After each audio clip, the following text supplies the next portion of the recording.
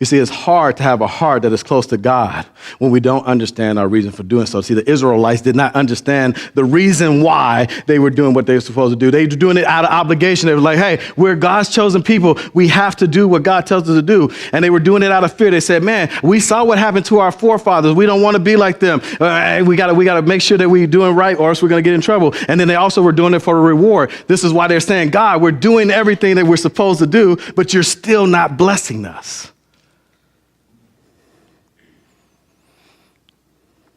So Jesus is with his disciples again, and he is about to feed the 5,000 people. He feeds them. He makes a miracle happen out of heaven, and everybody's all super excited. They're saying, man, this guy must be the Son of God. He must be a prophet. And so they had plans to kind of take him and make him king and make him go against the Roman government. And Jesus knows this. He's like, oh, my goodness, I got to go. And so he goes off into a mountain.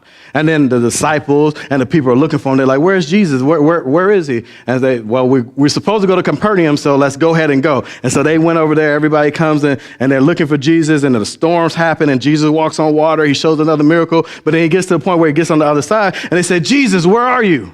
Where were you? Where did you go? And this is Jesus' reply to them.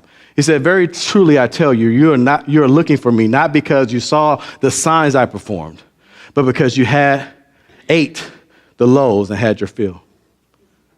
See, right off the bat, Jesus already knew their heart. He said, you're not here because you want to be close to me.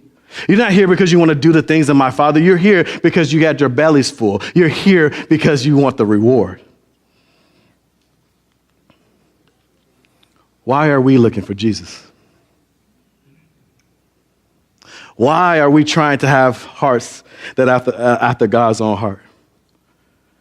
Are we looking for the reward? Are we doing it because we're fearful of something bad is going to happen to us? Do we feel like we're obligated to do it because we don't want people to look at us wrong? We should be looking for Jesus so that he can do surgery on our hearts. We should be looking for Jesus so that he can do surgery on our hearts. And this is very important. Our hearts have the wrong motives because we're standing in the wrong position. Our hearts have the wrong motives because we're standing in the wrong position. And so as you are going about your journey or whatever, and you might be kind of close to God. But as you're getting close to God, you're like this and you kind of have your back. Let's just imagine that's God over here and this is where you are. And you're thinking, I'm close to God. But you got your back turned to him and you're engaged in your affairs and what you want to do. Yet your heart is far away from him. Or you might be in this position where you're sitting down and you're talking to someone and you can see God right here, but you're engaged in this situation, in your own affairs or what's going on in your life. And you can see God, and you can hear him a little bit, but you're kind of more engaged with this.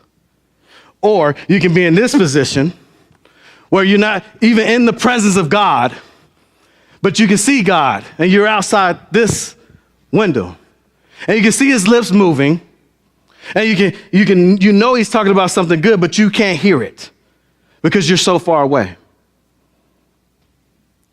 Our positioning matters. So you cannot worship God out of obligation. You cannot have a changed heart because you're fearful of God. You cannot have a changed heart because you're seeking a reward. You have to have a changed heart by putting yourself in the position of God and allowing Jesus to actually work on your hearts.